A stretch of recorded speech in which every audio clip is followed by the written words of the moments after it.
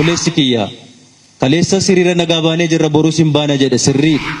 Jawaar sababa isaatiin bilisoomuun waa wal nama gaafachiisu miti. Garafamuu isa ga'a, rukutamuu isa ga'a, ajjeefamuu isa ga'a, keessattuu bara keenya keessatti isa ga'a. Wanni san hojjetameef eessa yoo xuyne Oromoon tun dhiinni akka galaanaan lafa yaa'a waan jiru laalamee dalagame wanni san.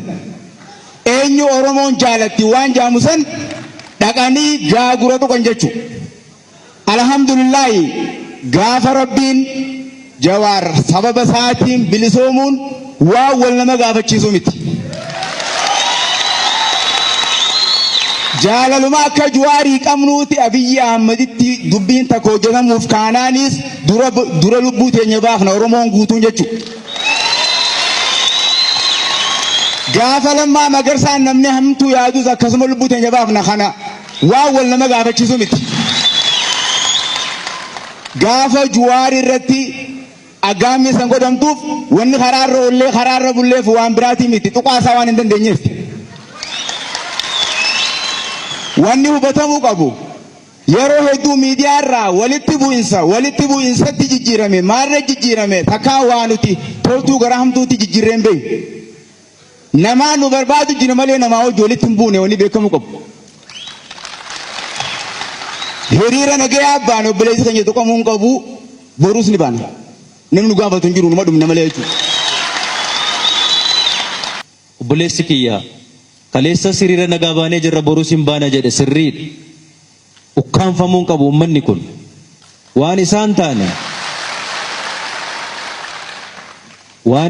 taane anaaf ta'uu hin danda'u. Waan anaaf hin taane isaafis ta'uu hin danda'u. Waan komatu, waan jibbu, waan isaan malle sabni kun borullee bahee mormachuu qaba. Irra jiraata jennee amanna. Garuu waan cimaa fi waan jabaa isin kaastan tokko jira. Naannoo biraatti namni hiriira nagaa gaafa bahu nagaan bahee galaa. Kan keenya garuu lubbuu gannee gallaa, dhiiga dhangalaafnee galla maaf taa keenya kan jedhe dhimma jabaadha. Haa morman, haa gaafatan, gaafa hiriira nagaa baanu, gaafa walitti qabannu tasgabbii cimaa fi of eeggannaa cimaadhaan godhuun garuu dirqama keenya.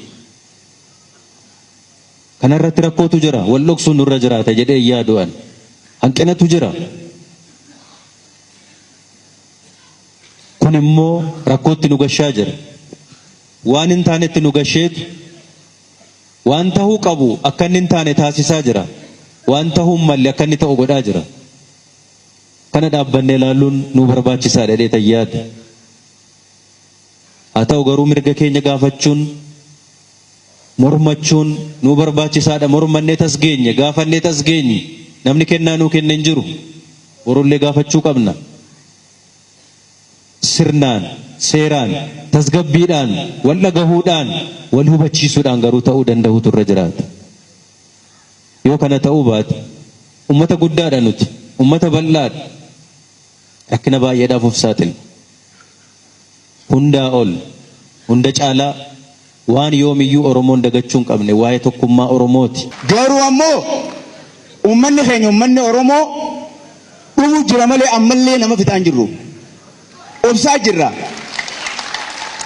Kana jechuun Dr. Abiyyi Ahmadii fi obboleessi keenya Lammaa Magarsaa jecha Jawaar Mohaammed sunsuma sadeen kana bu'uura godhanneeti akkanatti waa hundaa'u ajjechaa teenya duunee arraba keenya fudhannee saamiinsa namni nu saamullee gaqqabannee wanni taa'u jiruuf humna dhabneeti miti. Ummata kana waan jaalannuuf isaan kana ichitti hin shaakallu waan jiru qofaaf osoo obboleessi nu bira du'ee cisuu jaran hin xuune irra dabru jirra. Wanni san nu beekamaan jiru. Walachiis barbaachisaa miti.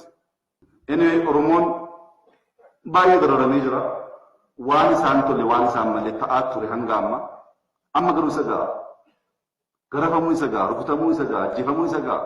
Keessattuu bara keenya keessatti isa ga'a. Amma isa ga'u madaa'ee jira. Kan isaa ta'u olitti madaa'ee jira.